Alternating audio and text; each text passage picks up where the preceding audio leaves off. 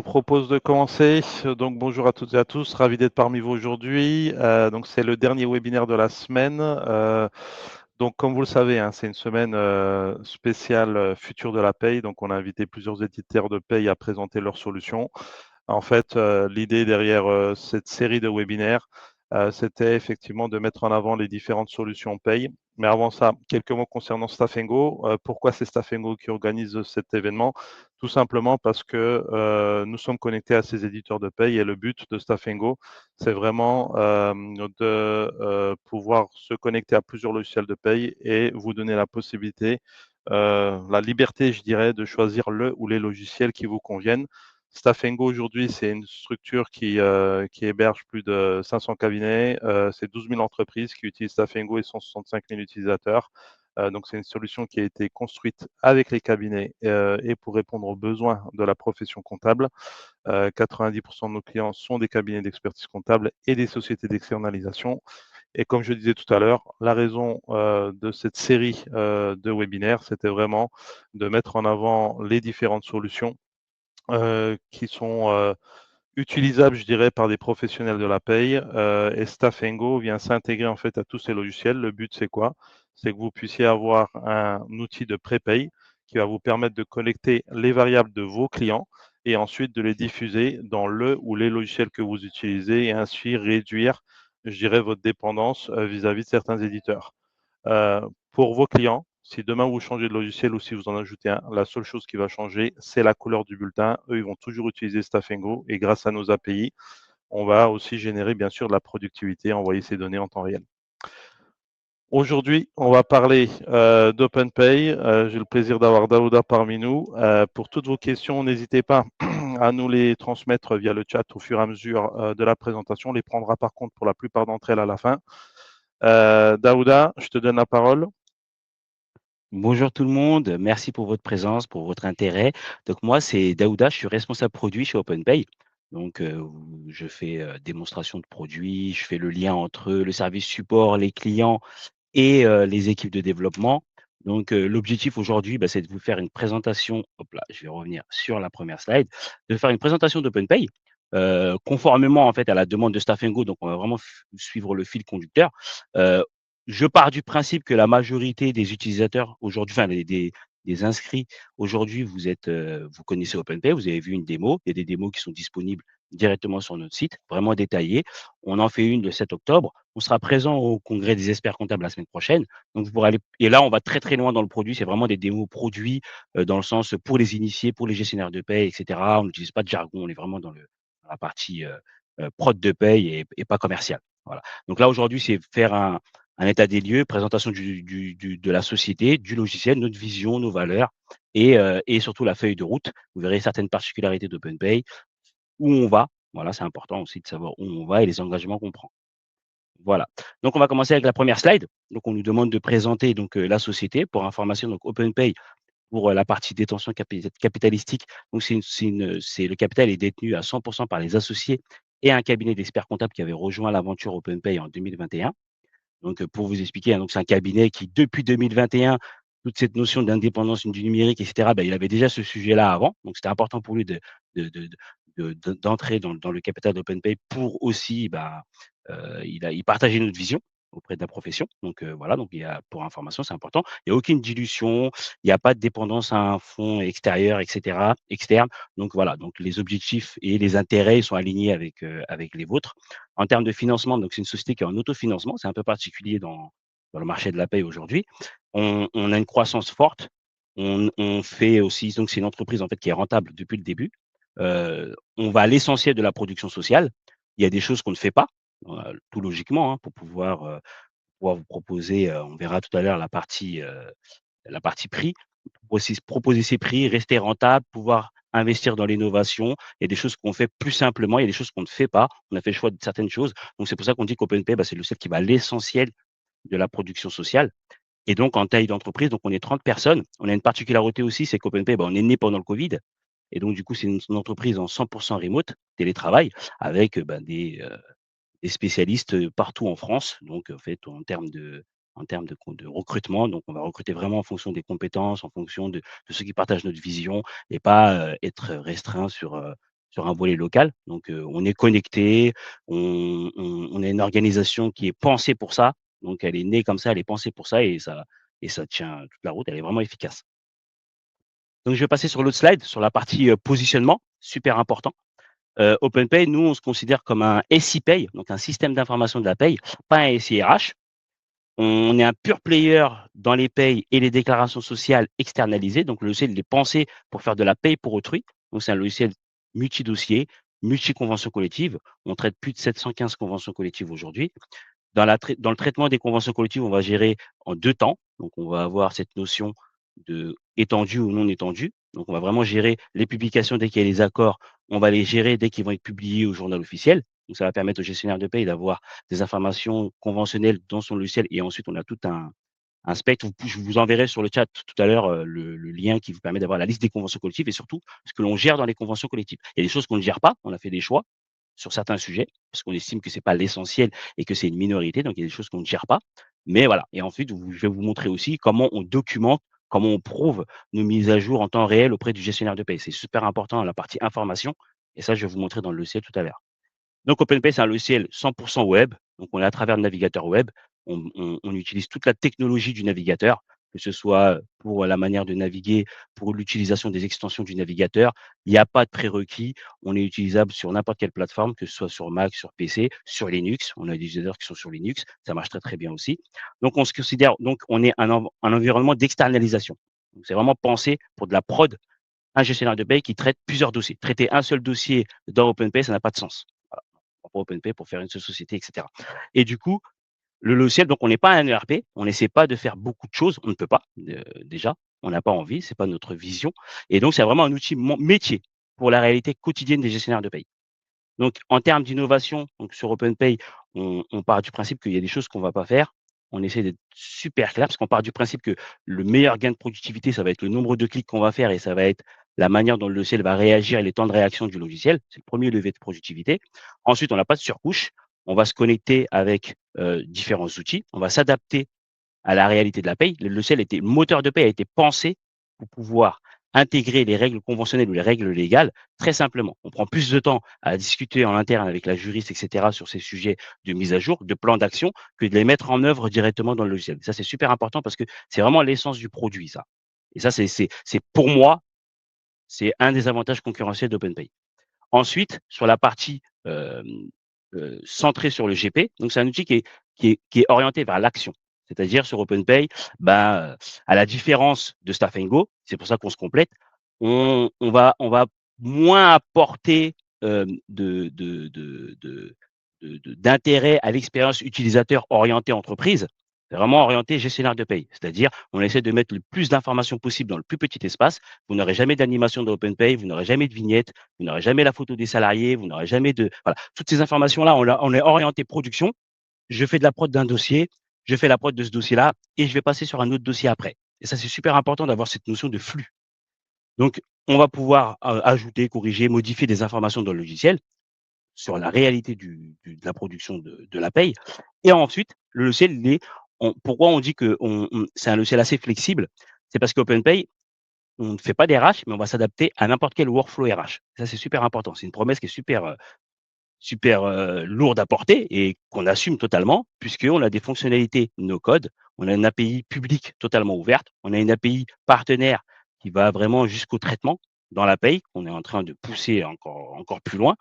On va avoir des interfaces d'import qui vont être super simples et surtout, on va être de manière native, être avec les SIRH ou les outils que vous allez pouvoir proposer à vos clients, parce que vos clients sont déjà équipés. La plupart du temps, ils vont être équipés Staf Go et on va avoir une synchronisation. Donc, comment on fait pour s'intégrer à Staf Go et que le gestionnaire de paye n'ait pas besoin d'aller sur Staf Go. Et ça, c'est super important. C'est-à-dire qu'on pense en GP jusqu'au même les intégrations. Je suis GP, j'envoie mes bulletins, mon client, il collabore directement sur Staf Go. Tous les outils dont il peut avoir besoin activables sous forme de modules à la volée, à la carte, directement sur le produit, qui vont pouvoir s'interfacer directement avec le logiciel. Donc, on évite les ressaisies, c'est super important. Donc, aujourd'hui, les clients qui sont sur Staf Go et sur OpenPay, ce qui est saisi sur Staf Go n'est jamais ressaisi sur OpenPay et on est sur du temps réel. Donc, on n'est pas sur ça ne se tourne pas la nuit, etc., etc.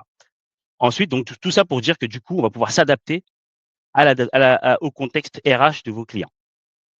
En termes de prix, Donc on a un positionnement qui est clair, c'est une transparence totale, les prix sont clairs, ils sont sans surprise, il n'y a pas d'option, il n'y a pas de modules supplémentaires, il n'y a pas d'engagement. Vous avez un simulateur en ligne, donc si vous allez sur notre site internet, vous allez sur la page tarif, vous avez un simulateur, vous pouvez mettre, le nombre de bulletins et ça sera ce qu'il y aura sur votre facture tous les mois. On facture le nombre de blocs 40 dans une DSN, donc techniquement, c'est, voilà, ça veut dire qu'on facture le nombre de bulletins qui sont envoyés dans la DSN. Ça donne un peu plus de flexibilité. Je peux avoir des dossiers, je peux faire des simulations sur un dossier, je peux avoir des dossiers pour récupérer de l'information, pour faire des extractions, et cetera. Je ne fais pas de prod dessus, donc je ne suis pas facturé. Et ça, c'est super important parce que ça va permettre cette liberté au gestionnaire de paie de ne pas avoir de contraintes. Ah, je ne peux pas activer telle chose, je ne peux pas faire ça parce qu'il va y avoir une évolution du prix ou ça va coûter plus cher. Voilà, donc ça, c'est super important. Et ensuite, en termes de valeur optimale, c'est-à-dire que le modèle, il est pensé pour la rentabilité du service social. C'est-à-dire qu'aujourd'hui sur OpenPay, le postulat de départ, c'est comment on fait pour qu'on puisse faire de l'externalisation. L'externalisation, ça bouge, ça évolue.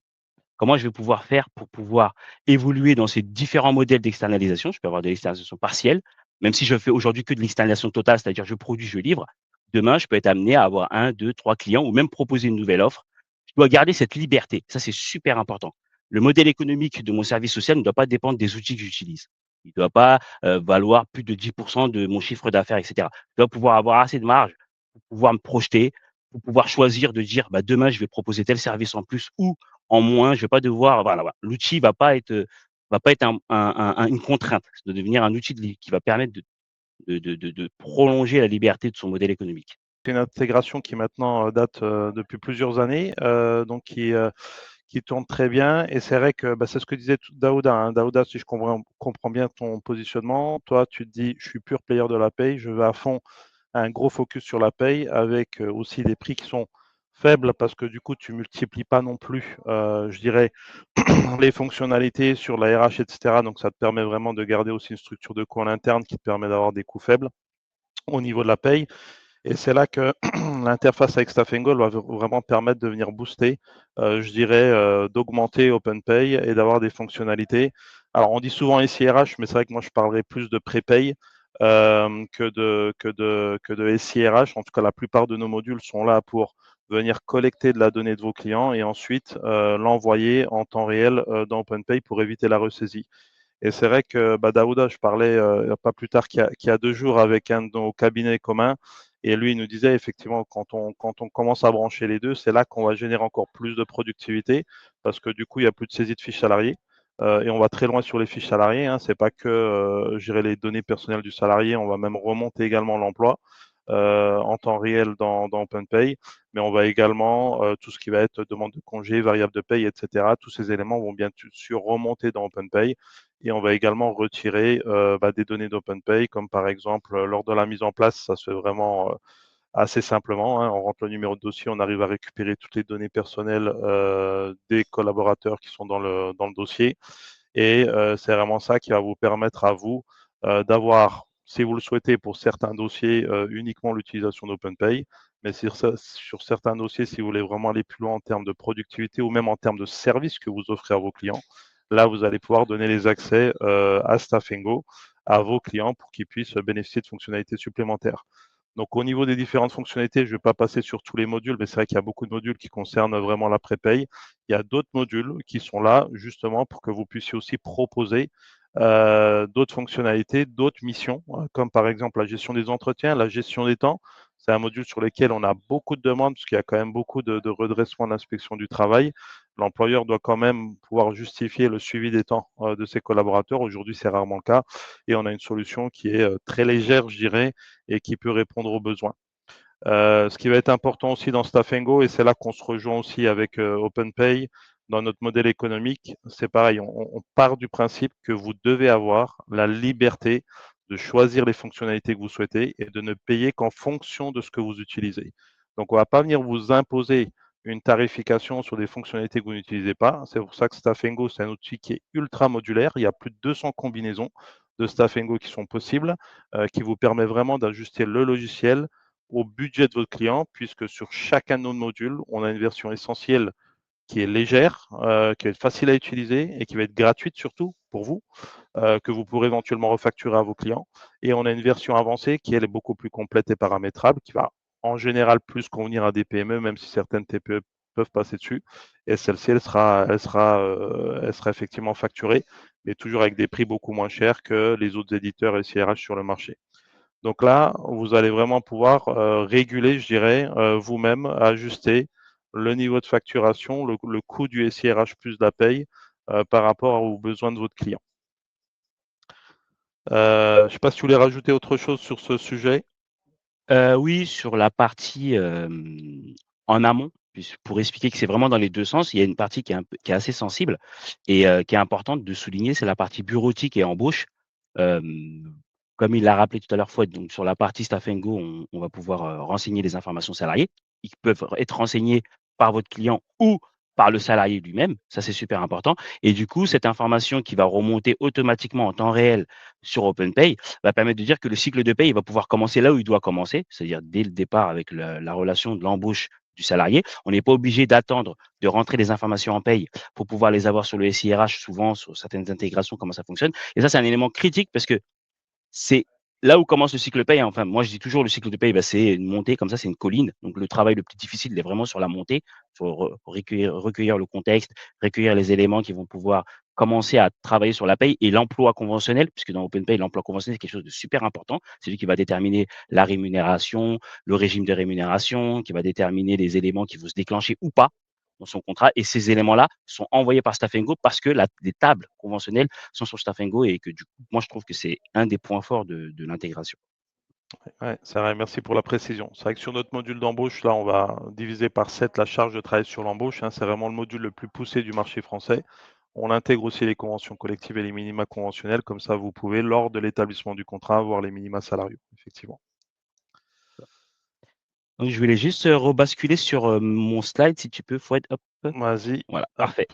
Donc, ici, je voulais aussi parler des nouveautés d'OpenPay, donc des choses qui sont livrées, qui sont en cours de livraison.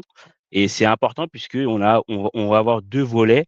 On va avoir le volet production, centré sur la production. Donc, c'est des choses qui sont moins sexy. La plupart de 80 de nos mises à jour, eh beh, c'est moins sexy, hein. On rentre dans la profondeur de la paye, vraiment sur les spécificités, sur les choses où on est moins bon, et cetera. Donc, on travaille sur ces sujets-là. On a fait un gros travail sur la refonte du système de maintien de salaire. Donc on a repris tout le système depuis le début et donc c'est, plus simple à comprendre, c'est plus souple.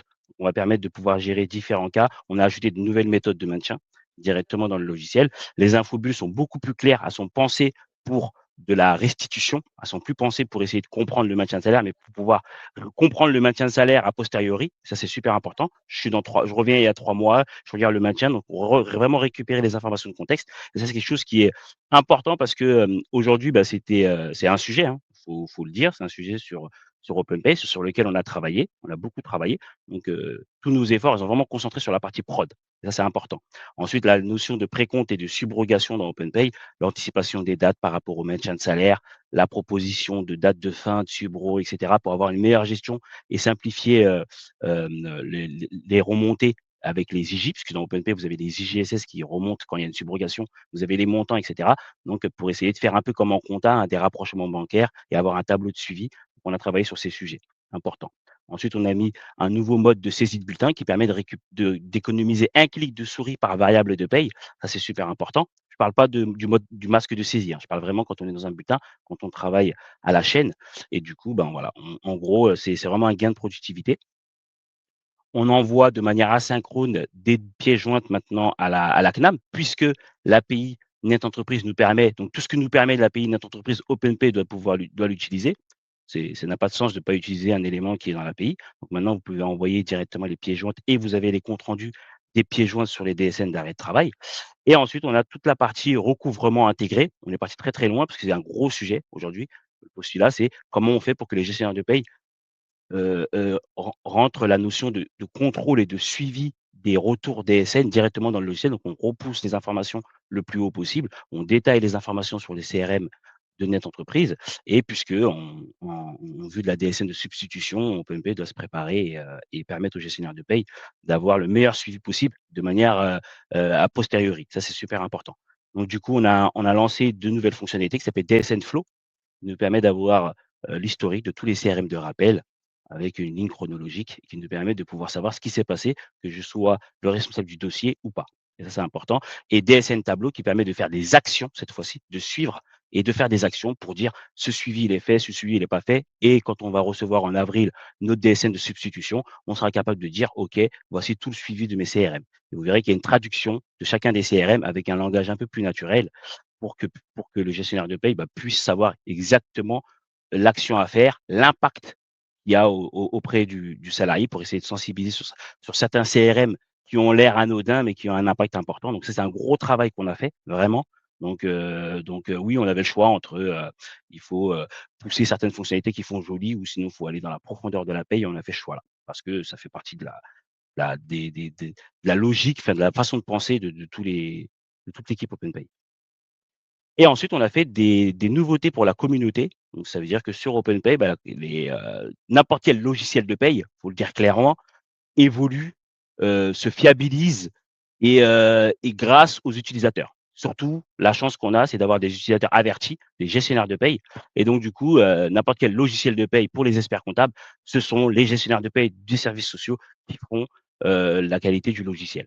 Voilà, faut avec leurs différents retours, leurs différents cas spécifiques et cetera et du coup, ben, pour ça, on a des utilisateurs qui sont avancés sur OpenPay. On a beaucoup d'utilisateurs qui savent faire des paramétrages parce que c'est très, très simple de faire des paramétrages, mais comment on fait pour que les utilisateurs puissent parler directement aux équipes de paramétrage, puissent demander des avis sur des paramétrages et cetera. Donc c'est un forum OpenPay, un forum communautaire un peu particulier. C'est un forum qui permet juste d'avoir un espace d'échange entre les paramétreurs, des maquettes, des modèles de paramétrage, se partager des astuces et cetera de paramétrage, monter en compétences, fiabiliser, créer ses alertes et cetera parce que chaque dossier est différent et qu'on a besoin de mettre les particularités, gérer les accords et cetera et cetera. Il y a cette notion-là. Ensuite, on a ce qu'on appelle les assistants. Les assistants OpenPay, ce sont des assistants que vous avez, l'IA directement dans le dossier et qui vont vous permettre de gérer, ben, je vais faire une migration et ben, il va connaître toutes les étapes. Voici toutes les étapes. On a fait ces étapes et ensemble, en fait, on va migrer des dossiers et il va pouvoir s'adapter au contexte par rapport aux pages où il est placé. Donc ça, c'est super important. Vous l'avez directement dans le logiciel, tout en bas dans le petit point d'interrogation que je vais vous montrer tout à l'heure si on a un peu de temps. Ça, c'est l'une des choses. Ensuite, sur donc la même chose avec les paramétrages. Donc j'ai besoin de faire un paramétrage, j'ai besoin de savoir, j'aimerais bien avoir une règle de paramétrage, il va suggérer des règles. J'ai besoin de connaître une variable spécifique, un cumul spécifique. Donc tout il connaît tout, il a toute la base de données et ce qui est super important, c'est qu'on a créé un espace de serveur, c'est-à-dire que n'importe qui maintenant va pouvoir plugger ses agents directement sur notre base de données de paramétrage qui est en totale transparence et va permettre à certains de dire: «Bon, bah, OK, ben, moi, je vais paramétrer des choses» parce que je maîtrise moi aussi l'IA, je travaille avec Claude, je travaille avec ChatGPT ou avec Gemini. J'ai besoin de, connaître d'avoir accès à votre MCP et on donne accès au MCP. C'est important, cette partie-là et il y a un agent général. L'agent général, bah, l'objectif, c'est qu'on a créé des assistants. L'agent général, lui, c'est différent. Il doit être capable d'analyser, de récupérer des documents, de sortir des fichiers et cetera et donc c'est de faire des interactions, des appels API et donc l'agent général qui est en test chez beaucoup de nos clients et ben, est en cours de déploiement et après ensuite, toute la partie, d'où son nom OpenPay. Donc OpenPay, on se doit de rester ouvert et donc les API. Donc on a fait un travail aussi sur les API.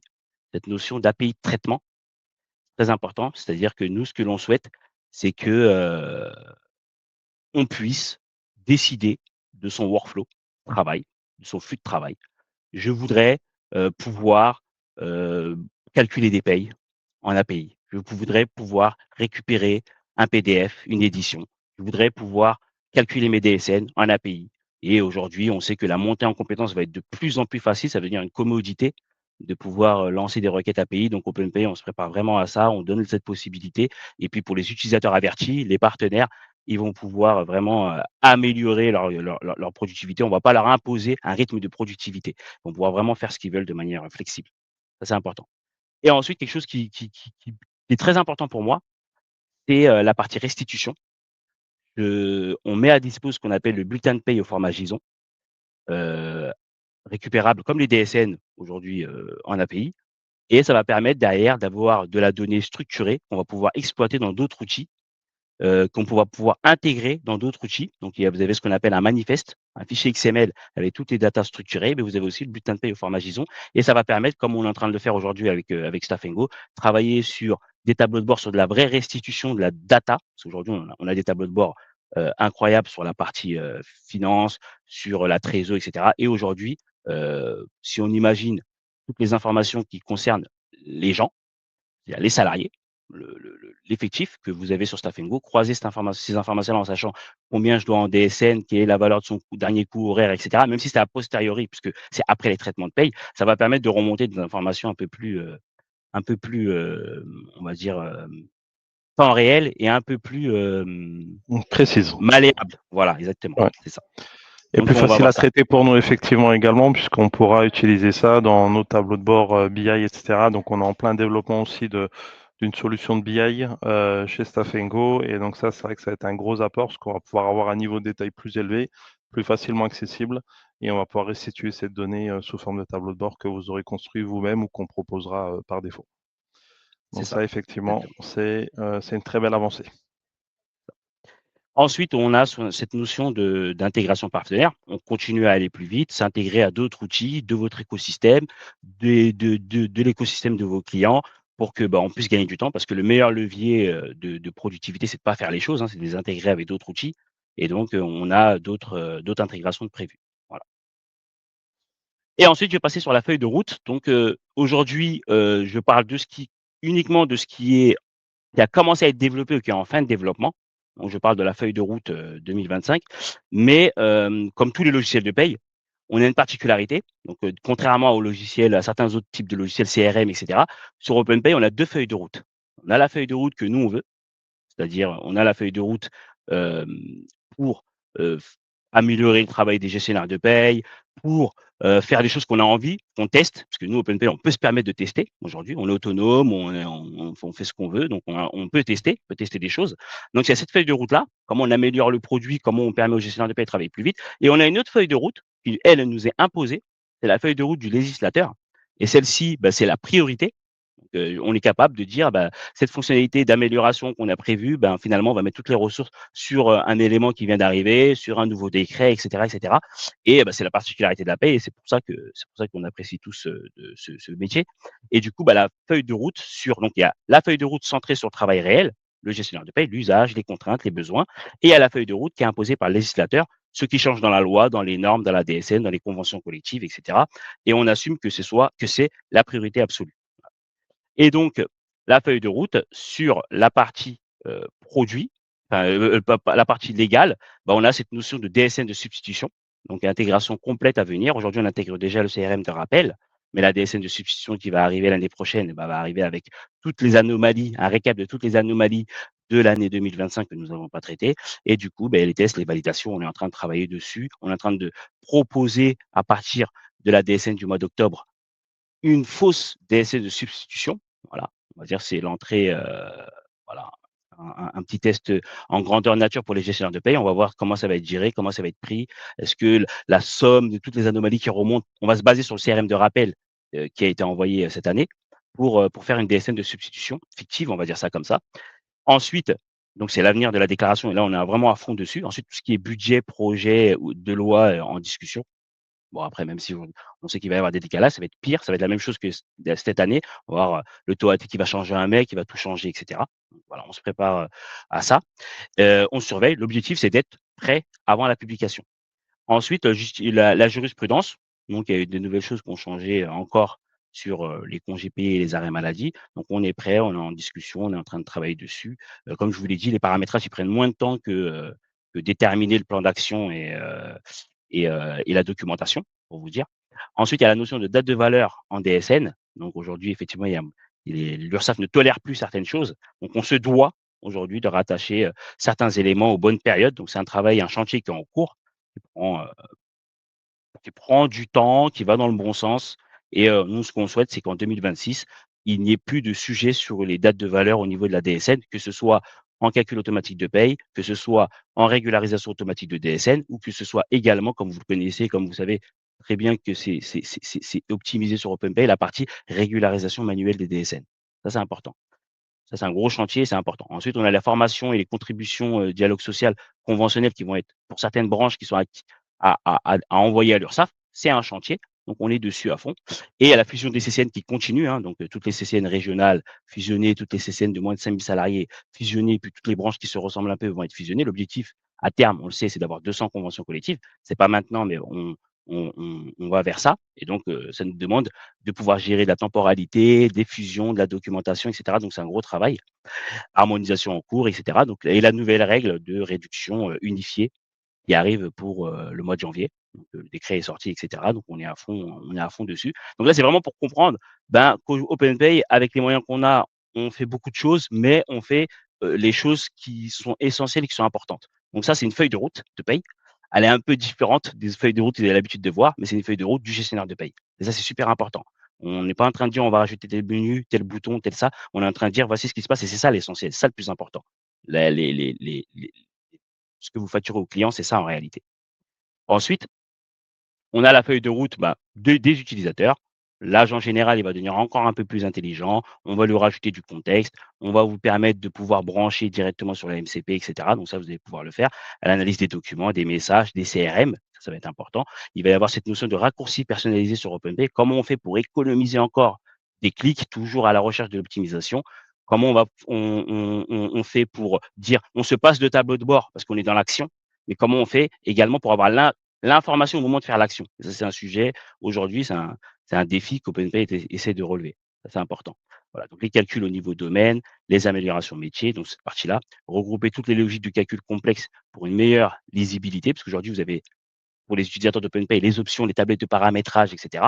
Donc ça, c'est important de d'unifier les informations, enfin, de clarifier ces informations, là, au moment où vous en avez besoin, les tablettes de comptabilité, je passe, voilà, les cumuls par séquence et revoir certains éléments qui concernent l'expérience utilisateur par rapport à vos remontées, parce que vous nous faites des remontées toute la journée sur l'expérience utilisateur et vous avez toujours raison sur ces sujets. Voilà, voilà et puis après, bah, je vais, passer rapidement sur la partie, questions-réponses. OK, J'espère que j'ai tenu. Sur la partie, hem, s'il y a certains qui veulent que je montre un petit peu OpenPay, n'hésitez pas, je vous montre mon écran, ceux qui veulent voir, certaines choses, oui, n'hésitez pas à me demander, je peux vous le montrer. Voilà. exactement. Donc voilà, Hem, si vous avez des demandes, n'hésitez pas à les transmettre au niveau du chat. Daouda, ce que je te propose, c'est de commencer à répondre à certaines des questions qui ont été posées. OK, Bon, je les prends dans l'ordre, hein. Il y en a une, alors qui me OK. concerne plus moi d'ailleurs. Bonjour, Mmh. merci. Du coup, il y a un lien avec Stafengo, mais du coup, quel est le tarif de Stafengo que nous devons compter en plus du coup de OpenPay? Au niveau des tarifs de Stafengo, c'est vrai que nous on les affiche pas pour des raisons de confidentialité, parce que vous souhaitez, vous, en tant que partenaire, que ces tarifs ne soient pas connus, parce qu'ils sont substantiellement beaucoup plus faibles que les tarifs affichés sur notre site internet. Camille, ce que je vous invite à faire, c'est vraiment nous contacter. Je vous enverrai un lien dans le chat pour que vous puissiez nous contacter, qu'on puisse vous transmettre la grille tarifaire. Mais effectivement, voilà, c'est deux logiciels séparés, deux tarifications avec une connexion qui permet de transmettre les données en temps réel. Ensuite, on a une question de Tom. Elle est pour toi, Daouda. Est-ce que Oui. vous gérez les taxes sur salaire? Oui, on gère les taxes sur les salaires en termes de paye, en termes de calcul de paye, d'abattement et cetera directement dans le bulletin de paye, de lissage sur l'année ou le calcul mensuel, mais on ne fait pas aujourd'hui l'envoi de la taxe sur les salaires directement à la DGFiP. Je sais qu'il y en a certains qui pensent qu'OpenPay fait l'envoi de la taxe sur les salaires sur la DGFiP, mais c'est parce que ce sont des clients pilotes. C'est pas tout le monde. Il y a certains clients qui ont le bordereau et qui font les envois, mais on a branché sur certains SIE. Mais du coup, on ne fait pas officiellement, c'est janvier 2026. Voilà. L'envoi, la télédéclaration. Aujourd'hui, pour 90% de nos clients, c'est le tableau des cotisations qu'ils sont obligés de reporter sur impôts.gouv. Ça, c'est important d'être clair sur le sujet. Ok, merci. Les FPOC remontent-elles automatiquement? Oui, je peux vous montrer, mon écran, ça va être plus simple. Hop là, j'essaie de répondre en montrant l'écran, ça va être plus hop, si je fais ça, si je fais ça, si je fais ça, voilà. Donc en fait, quand vous êtes sur la liste des dossiers dans OpenPay, vous avez des notifications et puis les notifications peuvent vous dire: «Bon, bah, OK, sur ce dossier-là, il y a des FPOC qui sont remontés» et puis quand on clique, on va avoir le FPOC qui va remonter et ce qui est très important dans OpenPay, c'est que le fichier POC, on va on toujours en partant du principe que le gestionnaire de paye, on lui donne il peut compter sur personne pour avoir la meilleure info possible. Voilà, on part de ce contexte-là. Donc du coup, il faut que le logiciel l'aide et lui remonte le plus d'infos. Donc on permet même au niveau des FPOC d'aller vérifier s'il y a des FPOC qui existent et que la caisse n'est pas dans le logiciel. C'est-à-dire, on permet de dire, bah, votre client, il a encore un contrat en cours chez telle caisse, soit il a adhéré dans votre dos, il vous l'a pas dit, soit quelqu'un a oublié de le radier. Et ça, c'est énormément de travail après à un moment donné parce qu'il va envoyer des courriers, on tourne en rond avec le client. Donc, au moins, vous avez l'information à ce moment-là, vous êtes capable de faire la radiation ou de voir avec le client pourquoi il a fait cette adhésion. Et ça, ce niveau d'information, il est super important. Hop, Ok, je vais juste super. remonter ici. Voilà. Alors, en cas de reprise de dossier d'un autre logiciel à l'autre OpenPay, enfin OpenPay, je pense qu'elle veut dire, peut intégrer toute information via les fichiers TXT ou Excel, ou bien faut-il tout faire à la mano, ou il faut payer en supplément? Au niveau de la migration, Oui, oui. Daouda, qu'est-ce que tu peux nous dire? Oui, au niveau de la migration, dans OpenPay, donc vous avez plusieurs possibilités. Vous avez la possibilité de créer un nouveau dossier, puis vous mettez le SIRET quand c'est une création sociale. Nous, on est connecté à Papers, on crée le dossier, l'établissement, on remplit les informations. Sinon, vous êtes capable de venir et de dire, je vais récupérer des fichiers DSN. Vous récupérez 40 fichiers DSN, je sais pas, 50 fichiers DSN de la même société. Vous importez les fichiers directement en masse. Et quand vous allez importer les dossiers, le dossier, il va créer l'établissement, les salariés, leurs contrats, les caisses de cotisation et on va récupérer du contexte. C'est-à-dire, on va être capable de dire, bah, voici le taux AT qu'il y avait dans le dossier. Il aurait dû avoir du forfait social. Voici le forfait social, il va cocher, il va dire, il y a du forfait social, etc. Donc, il va récupérer du contexte et on va pouvoir le mettre. Et ensuite, dans le logiciel, bah, vous avez tout un travail. On va récupérer même le fichier du prélèvement à la source. Vous mettez votre code net entreprise, on va synchroniser les fichiers PASS. Donc, en réalité, pour faire une migration sur OpenPay, bah, vous avez besoin de connaître donc, le référentiel de paye, mais vous avez besoin de connaître aussi la partie j'importe un dossier, donc j'ai mes fichiers DSN et les cumuls de congés. Voilà, donc ça, c'est important. Donc ça, c'est Ouais, les éléments que vous récupérez. OpenPay reconstitue certains cumuls, la majorité des cumuls, mais certains cumuls comme les congés, et cetera, il ne peut pas les récupérer, c'est pas dans la DSN. C'est important à reconstituer. Je vais vous mettre un lien. Donc dans le centre de formation d'OpenPay, vous avez un lien ici, vous êtes capable de venir et de dire, ben, en fait, vous avez cette partie-là, parcours de migration. Donc aujourd'hui, vous pouvez vous inscrire sur l'académie OpenPay. Vous n'êtes pas obligé d'être client. Vous pouvez dire, bah, moi, j'ai besoin de me connecter à l'académie, je veux voir à quoi ressemble le produit, je vais me former pour voir comment j'utiliserai le produit. Et surtout, vous avez un parcours de migration avec 3 vidéos. Ces 3 vidéos, elles vous montrent comment vous migrez nickel un dossier. Vous n'avez pas de problème à migrer avec cette étape-là, mais ça permet de jauger, parce qu'il y a quand même du travail à faire. Je ne sais pas s'il y avait de la réintégration fiscale ou sociale, il y a des choses à faire. S'il y en avait avant, si vous reprenez en cours d'année, hein, je parle. S'il y avait, je sais pas, de la saisie arrêt déjà appliquée, il faudra faire une manip, des nombres de jours de maintien de salaire déjà appliqués, des petites manips à faire dans le logiciel pour monter un dossier. Et après, les spécificités conventionnelles. Voilà. Ça, c'est le process. Mais là, en allant sur l'académie, vous tapez academy.openpay.co, vous allez sur l'académie, vous inscrivez dans votre espace client, vous allez avoir suivre le parcours de migration en toute transparence. ok, super. Et sur la migration, pour information, enfin, Daouda, tu es au courant, mais on est également au niveau de Stafengo en train de travailler sur un outil de migration qui va venir automatiser. Alors, une partie de la migration ne pourra pas automatiser. On ne veut pas tout automatiser parce que c'est important que vous alliez également dans OpenPay pour faire le paramétrage pour vous-même et puis bah, acquérir la connaissance aussi du logiciel. Mais l'idée, c'est que vous ne perdiez pas de temps sur de transfert de données, etc. Et qu'on puisse, comme on a déjà beaucoup d'informations dans Stafengo qui ne sont pas dans les DSN, par exemple, toutes ces informations-là également, on va pouvoir les remonter directement dans OpenPay et ça sera disponible à partir de novembre.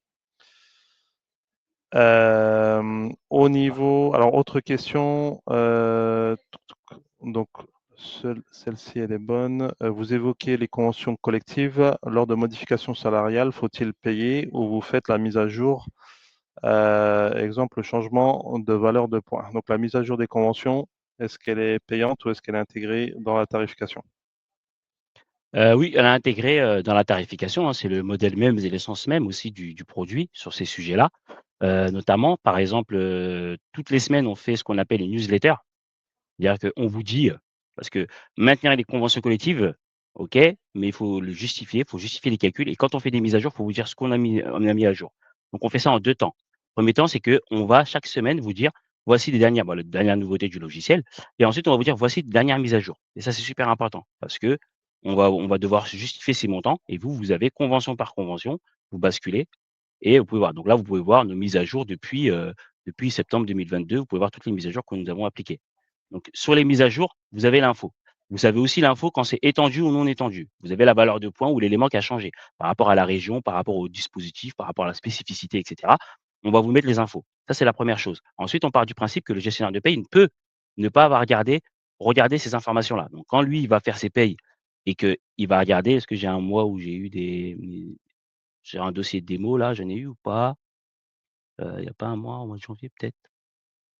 Hop, il y a pas un mois où j'ai eu une mise à jour, voilà. Par exemple, ici, hop, vous allez avoir une mise à jour qui va vous dire, bah, il y a une mise à jour de tel élément, la valeur du point, le minimum conventionnel, le salaire des apprentis, enfin peu importe. On va pousser l'information puisque quand vous allez calculer la paye, vous allez avoir entre 400 et 1 100 contrôles et il va y avoir des contrôles d'événements. Voici ce qui a été mis à jour, qui va justifier peut-être un écart entre ce mois-ci et le mois dernier, juste pour aller faciliter le contrôle de paye du gestionnaire de paye. Ça, c'est super important parce que c'est un élément. Et après, vous avez aussi cette partie-là, c'est-à-dire vous êtes capable de dire, OK, mais qu'est-ce que le logiciel me maintient? Par exemple, dans la, métallurgie, bah, on va vous justifier chacune des valeurs avec une date de valeur et vous allez avoir les valeurs par rapport aux régions, par rapport aux départements et cetera et ce travail-là, il va être fait automatiquement, mais il doit aussi être restitué et ça, c'est super important. Vous m'avez calculé un minimum conventionnel, vous m'avez calculé des règles. Moi, quand vous m'avez calculé les règles, moi, ce que je veux savoir, c'est quand vous avez fait les mises à jour, quelles sont les valeurs qui sont enregistrées et quel sera l'impact dans mon bulletin de paye et ça, c'est important. Vous m'avez changé mon salaire de base, j'ai besoin de savoir les éléments conventionnels que vous avez pris en compte, la région que vous avez enregistrée, parce que peut-être que le repas il change, et cetera, et cetera. Et ça, c'est, c'est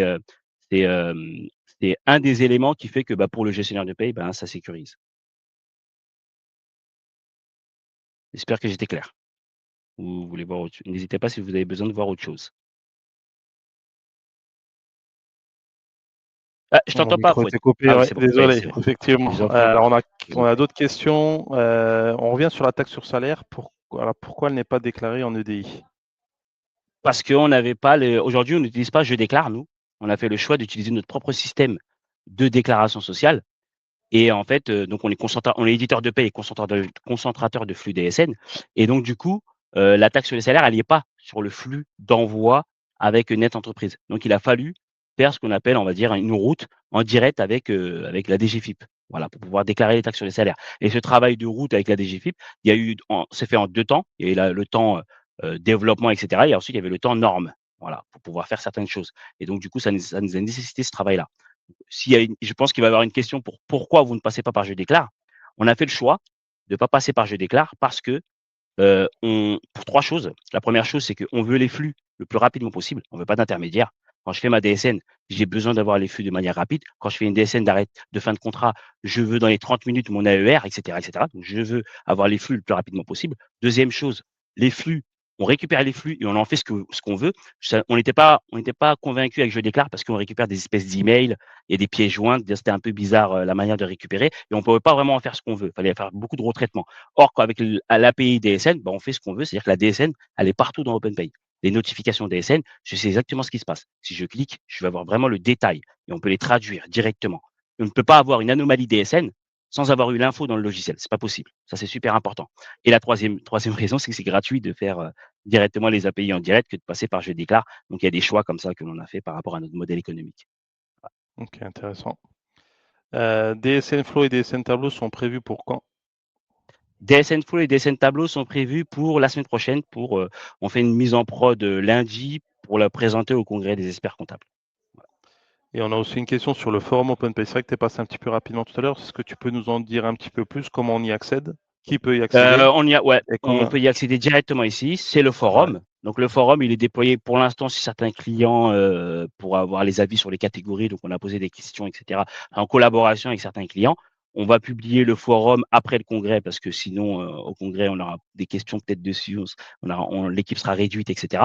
Donc on le fera après. Mais du coup le forum, il n'y a pas besoin de se connecter. Hein, c'est tout intégré. Voilà, comme l'académie, enfin dans OpenPay on a toujours qu'un seul accès. Voilà et ensuite on se connecte à toutes les autres applications sans devoir, se déconnecter, reconnecter à autre chose. Donc du coup, vous cliquez sur le forum, vous utilisez l'assistant directement aussi. Ici aussi, c'est pareil, vous posez les questions que vous avez envie et cetera, c'est la même chose. Vous pouvez aller directement sur le centre de formation, la documentation, la vidéothèque. Voilà, toutes ces informations sont directement accessibles ici. Le forum, c'est accessible ici.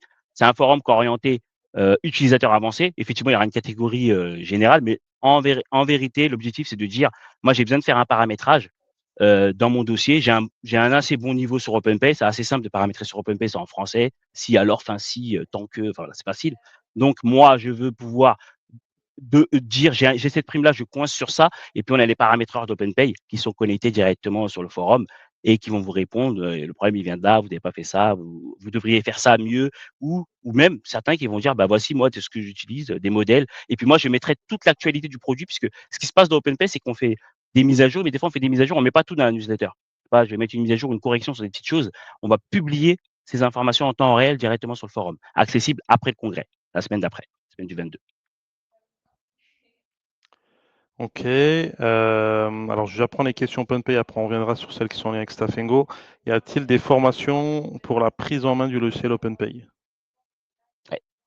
Bonne question. Là, ça fait partie du positionnement et de la particularité d'OpenPay. Aujourd'hui, nous, on n'a pas de dans toute l'équipe, hein, dans les 30 personnes que je vous ai dit tout à l'heure, on n'a pas de commerciaux, on n'a pas de formateurs. Voilà, une particularité d'OpenPay. Donc on n'a pas de formateur. On part du principe qu'on va mettre l'essentiel des infos pour bien démarrer sur OpenPay à travers le centre de formation, avec un catalogue de formations, qui va vous permettre de suivre, des formations à votre rythme, surtout des formations qui sont, on va dire, de base. Vous avez ce qu'on appelle la vidéothèque qui va venir compléter, c'est-à-dire une centaine de vidéos très, très courtes sur des sujets précis. Comment je fais telle régule, comment je fais un import, comment je fais ça, et dans mes régules, bah, voici les cas de régule que j'ai à faire, et cetera, donc des cas d'usage. Et on va avoir ce qu'on appelle la notion de webinar, où on va avoir des lives où nous, en fait, en groupe, donc on va, monter en compétence sur des sujets, devenir expert sur des sujets, et cetera. Donc voici le bouquet de ce que nous on propose. Par contre, effectivement, on sait qu'il y a un besoin d'un accompagnement un peu plus personnalisé, des fois sur site, dans la longueur, et cetera, et du coup, nous on le fait pas. On ne dispense pas de formation, c'est super important de comprendre ça. Mais on a des partenaires. Si vous allez sur le site OpenPay, vous allez sur la page partenaires, vous avez des partenaires qui sont certifiés OpenPay et qui sont capables, en fonction des partenaires, donc il y a vraiment de tout, hein. Il y a ceux qui vont pouvoir vous former à distance, sur site, sur des endroits dédiés dans certaines villes, et vous pourrez revenir en inter-entreprise, ou et ceux qui peuvent vous migrer directement vos dossiers, et cetera. Mais ça, c'est soumis à facturation et c'est pas OpenPay, c'est que les partenaires. Nous, on n'a pas de service de formation. Ok, très clair. Euh, on a des questions également sur le nombre de cabinets qui ont recours à OpenPay aujourd'hui. Je crois qu'on a dépassé le nombre de cabinets a dépassé le nombre de prestataires de paye, mais je crois qu'on a dépassé les 400 cabinets, je crois. Je crois qu'on a Ok, dépassé les 400 cabinets. J'ai pas les chiffres à jour, mais voilà, je pense qu'on a dépassé les 400 cabinets. ok. Donc grosse croissance par rapport à l'année dernière. Oui, Euh, Ok, donc il y a également une question de Valérie, je reviens sur le forum. Elle demande comment on oui. l'active. Toi, tu l'avais dans ton menu. Est-ce que tout le monde l'a ou est-ce qu'il Non, faut que les autres. aujourd'hui, ceux Ah, qui veulent avoir accès au forum, c'est nous qui l'activons avant la mise en prod. Mais aujourd'hui, vous pouvez demander à avoir accès au forum. Vous pourrez y avoir, sinon vous tapez forum.openpay.co, forum.openpay.co, vous serez directement sur le forum. Voilà. Vous allez ok, vous inscrire d'office. Ça, c'est l'astuce. Voilà. ok. Et Voilà. donc Il va vous la demander de vous mise en connecter prod, à c'est après le OpenPay, hein. congrès, Après, ça c'est sera ça? bon. La Ouais, mise en parce production, que c'est après le si, oui, congrès. oui, c'est ça. Oui, c'est ça. Ok, parfait. A-t-on le détail des calculs des bulletins? Oui, on a le détail du calcul des bulletins. Sur 2 choses. Il y a des calculs qui sont simples. Bon, c'est des GP, c'est des gestionnaires de paye, ils connaissent les calculs, et cetera. Donc il y a des calculs qui sont très simples, on n'a pas besoin de justifier. Mais certains calculs sont plus complexes. Je sais pas, j'ai ma réduction générale qui se calcule en 2 temps, je veux avoir le détail. Mais je veux aussi avoir l'historique de mes SMIC. Je veux savoir comment vous avez, hem, la base congé qui a été prise. Par exemple, si je vais, hop, parce que j'ai fait ça sur, hop, cas, c'est pas un cas là, voilà. Hop là, je vais avoir ma base, mon acquisition de passe congé, bah non, j'ai pas le cas, je veux un salarié qui est malade, je n'ai pas, août, j'ai pas fait des trucs de test par exemple, je sais pas. Hop, non, j'ai pas fait, je crois. Est-ce que je l'ai fait? Il est malade ou pas? Non. Bon, voilà, on va avoir l'historique des bases congés, combien on a acquis, et cetera. On va avoir un détail du calcul du plafond de sécu, l'historique des plafonds de sécu. Je veux avoir, je sais pas, le montant, le calcul de ma réintégration ici, la prévoyance, à chaque fois j'ai la réintégration sur la CSG ou en fiscal, et cetera, je vais avoir les informations. Donc les calculs qui sont assez complexes, effectivement, on va mettre les détails de calcul. Certains calculs, on met pas le détail parce que, le gestionnaire de paye, bah, c'est assez simple, quoi. Voilà, c'est la base fois un taux, qui est connu et cetera et cetera. Ça, c'est, certains calculs et puis pas d'autres. On a fait ce choix-là. OK. Ensuite, au niveau dans la tarification sur les formations, donc là, il faudra vous rapprocher des prestataires agréés OpenPay pour avoir les tarifs. C'est bien ça, Daouda? Tout à fait, Ouais, OK. tout à fait, Et en tout cas à de fait. souci, y a-t-il une possibilité de vous joindre au téléphone? Non, il n'y a que le responsable social qui peut joindre le responsable support OpenPay. Donc, Alexandre, il est disponible pour le responsable support, le responsable social qui peut le contacter directement, mais sinon les gestionnaires de paye, c'est par un système de ticket à travers l'application. OK, parfait. N'hésitez pas si vous avez d'autres questions. Donc Valérie, Daouda, est-ce que tu peux réindiquer l'adresse, la saisir dans le chat, l'adresse du forum pour Oui, Valérie? oui, je Si vais tu peux l'indiquer dans ici, le chat je fais directement. forum, voilà, je me mets sur catégorie, je fais ça, hop et je reviens. C'est où? C'est là, hop là, voilà. Je prends les autres questions qui concernent d'ailleurs Staffingo en parallèle. Oui, Est-ce que les oui. gestionnaires de paye récupèrent un récap des variables de paye par le client dans OpenPay ou dans Staffingo? Donc si vous passez par Staffingo, je vais partager mon écran, je vais vous montrer rapidement également comment ça fonctionne. Hop, donc je vais me mettre dans un environnement de démo dans Staffingo. Tout l'écran, partager. Donc voilà. Dans Staffingo, en fait, les variables de paye, donc, alors au niveau des congés, tout ce qui est de congés, absence, etc., les variables de paye remontent en temps réel. À partir du moment où l'approbateur a validé le congé, ça va remonter automatiquement, donc il n'y aura pas de manipulation à faire. Alors je vais mettre sur un dossier, il n'y aura pas de manipulation spécifique à faire de votre côté, à moins que vous souhaitiez avoir le contrôle. Et dans ce cas-là, dans le paramétrage, vous pouvez faire en sorte que les données remontent en fin de mois uniquement après contrôle. Mais sinon, ça part en temps réel au niveau d'OpenPay après validation. Sur les autres variables, tout ce qui va être prime ou éventuellement un compte, etc., qui ont été versés, ou heures sup. Donc là, effectivement, on a deux possibilités. Alors au niveau des heures sup, on a deux possibilités. Soit on passe par notre outil de gestion des temps, et dans ce cas-là, c'est nous qui allons calculer les heures sup et les envoyer ensuite dans OpenPay. Soit on passe directement par la saisie qui est faite par le client, et dans ce cas-là, il va pouvoir saisir les données. Vous afficherez vous-même les variables que vous souhaitez afficher à votre client et lui pourra les saisir. Et ensuite, sur l'étape justement le récapitulatif, vous allez avoir la liste de tous vos clients sur la période que vous avez sélectionnée et vous allez pouvoir effectivement voir les éventuelles anomalies qu'il y a au niveau des variables qui ont été communiquées. Bon, je vais en prendre une où il y a volontairement beaucoup d'alertes et d'erreurs. Et en fait, vous avez un petit tableau récapitulatif. Là, on va vraiment dans le dossier, on va regarder ce qui s'est passé, tous ceux qui ont des variables qui ont été indiquées ou qui ont été saisies. Certaines sont déjà passées, on le voit ici, on a la petite bulle verte, donc elles ont déjà été synchronisées dans le logiciel de paye. D'autres, on constate qu'il y a des warnings, des anomalies. Quand on clique dessus, on voit effectivement que là, il y a eu des demandes d'absence qui ont été faites sur des périodes antérieures et qui n'ont pas été approuvées. Donc là, vous pouvez soit forcer la synchronisation et quand même envoyer ces variables, même si elles ne sont pas approuvées. Et dans ce cas-là, elles vont entrer dans le bulletin actuel, mais avec les bonnes dates, comme ça on garde l'historisation. Ou alors, vous allez envoyer une petite relance au manager pour qu'il puisse valider que les données puissent remonter. Ou vous pouvez valider vous-même. Hein. En tant qu'admin RH, vous avez la main pour valider vous-même. Une fois que votre contrôle est fait, vous avez soit accepté les anomalies, soit corrigé les anomalies. Vous cliquez sur synchroniser et ensuite, 2 secondes après, vous allez dans OpenPay. Les données sont remontées automatiquement dans OpenPay. Daouda, de ton côté variable de paye, est-ce qu'il y a un suivi de la saisie des variables? Comment ça fonctionne s'il n'y a pas d'utilisation de Staffingo, par exemple? Oui, si tu peux montrer mon écran, je te mets hop, Alors, supprimer,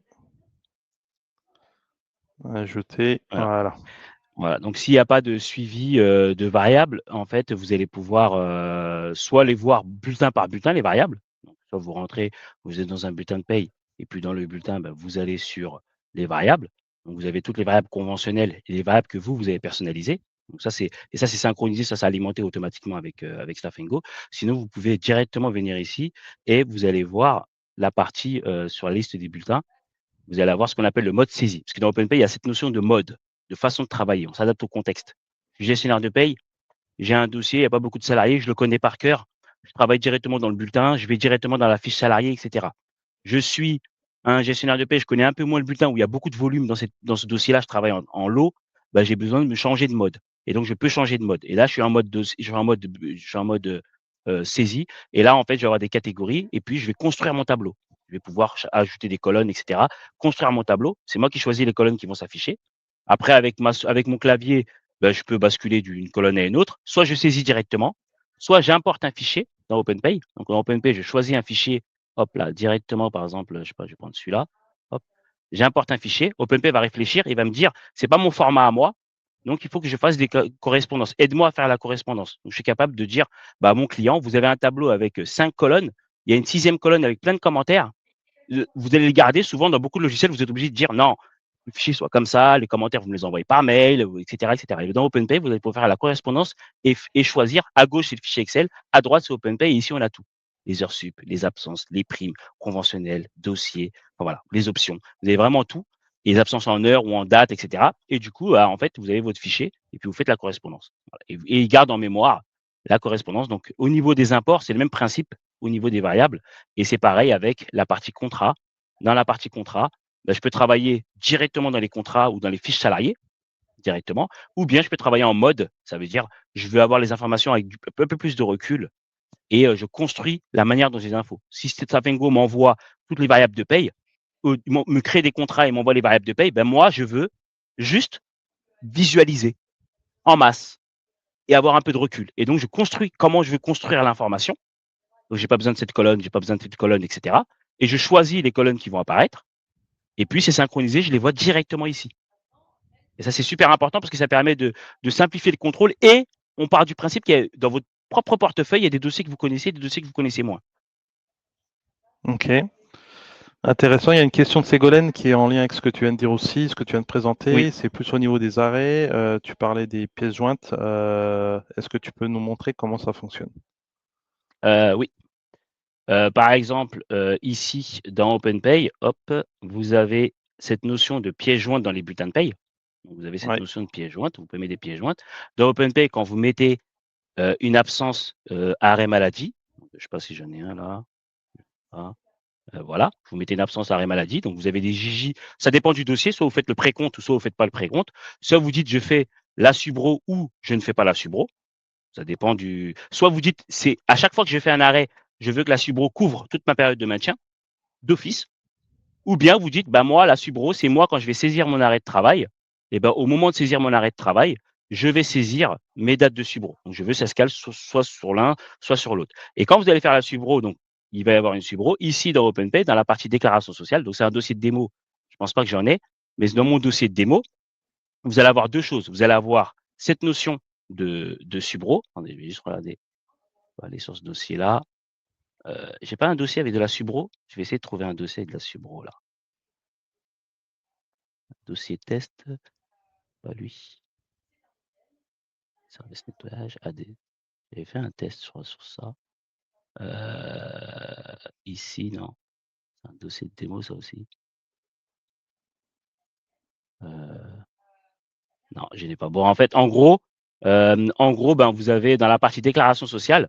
Donc, à chaque fois que vous avez un arrêt de travail, vous faites ce qu'on appelle la DSN d'arrêt de travail. Vous générez la DSN et vous l'envoyez directement.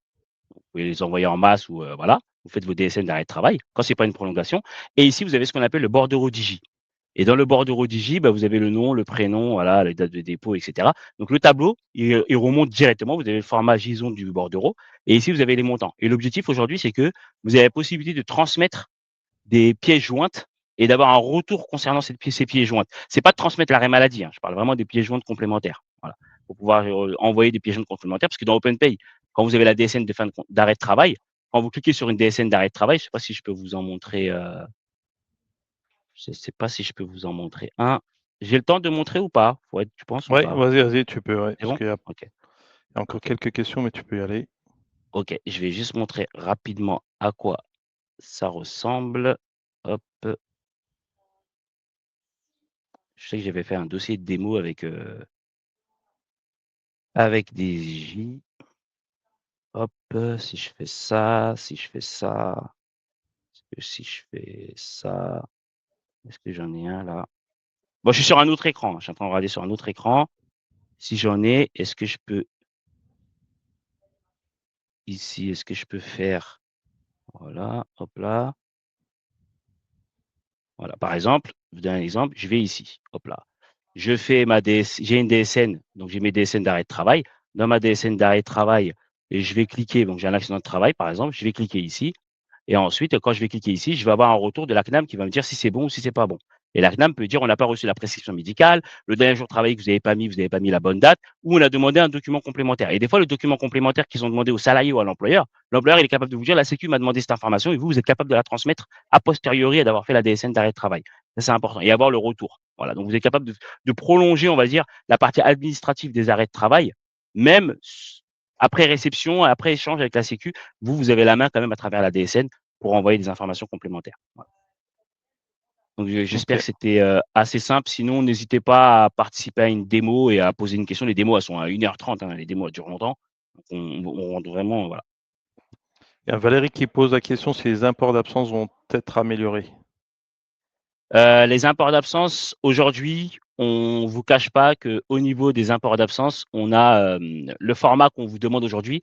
Il y a 2 façons de faire des imports d'absence dans différents logiciels. Soit on dit: «Bon, bah, moi, j'importe une absence.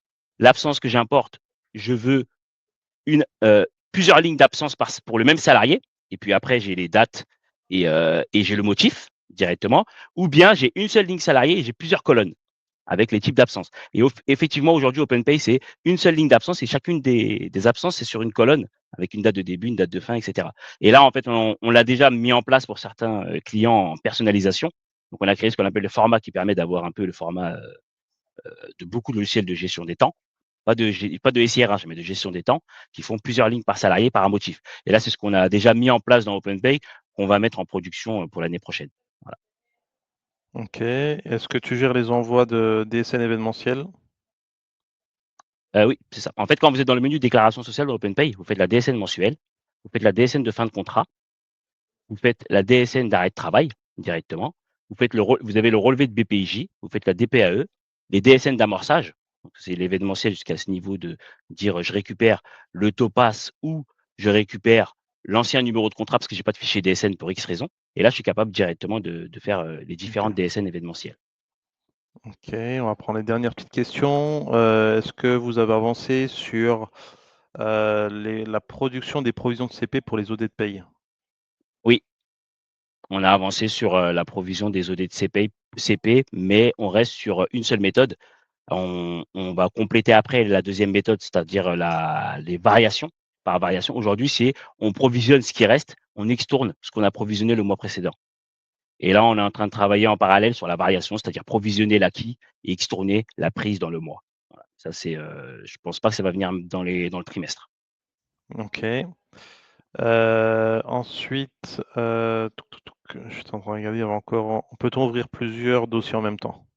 Je pense que Oui, tout à fait. c'est pas un Vous ouvrez, problème. en fait, c'est le navigateur Plusieurs web, hein. onglets, ouais. Vous pouvez même ouvrir plusieurs fois le même dossier. Voilà et après faire du vrai multi-écran.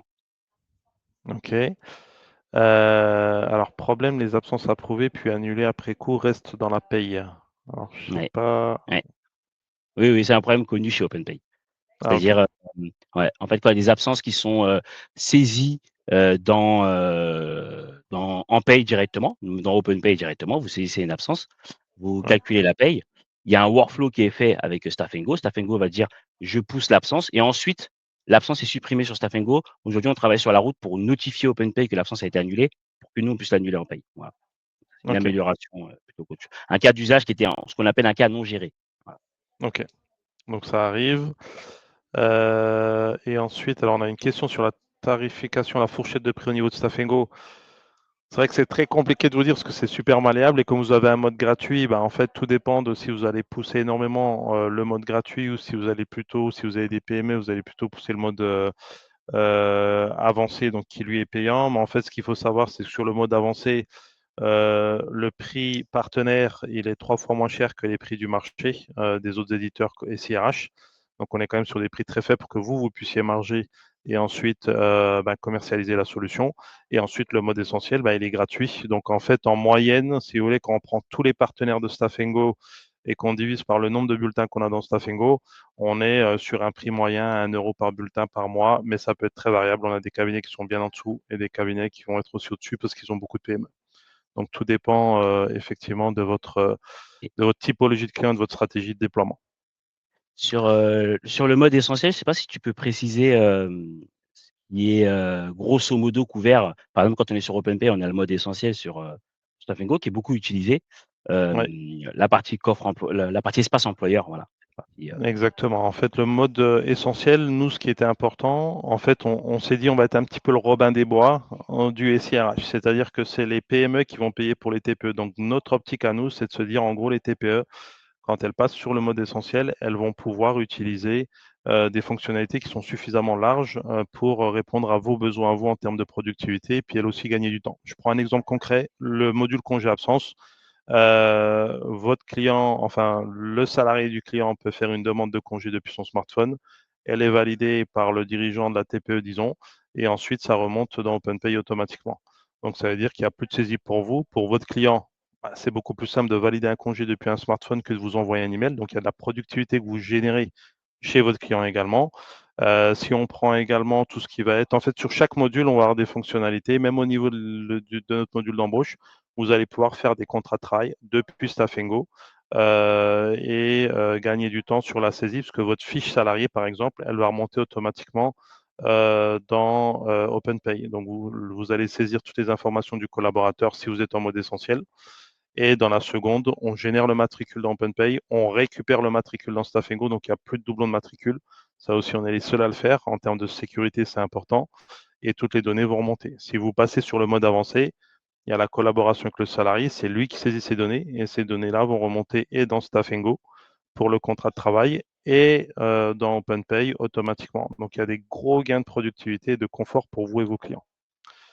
Et il y a d'autres. Alors, est-ce qu'on peut avoir que le coffre Staf & Go? Effectivement, d'ailleurs, on a une offre spéciale qu'on avait créée à l'époque pour OpenPay parce qu'il y avait énormément de demandes de la part des utilisateurs d'OpenPay d'avoir une version de Staf & Go encore plus basique, je dirais, encore plus limitée, qui contient le coffre et qui est plus intéressante aussi économiquement si vous voulez limiter votre utilisation au coffre et au portail salarié, parce que vous aurez également la possibilité de bénéficier dans cette offre de la fonctionnalité qui consiste à laisser le salarié faire ses modifications de RIB, d'adresse, vous validez, dans la seconde, ça remonte dans OpenPay et ça, c'est couplé avec le coffre rendu.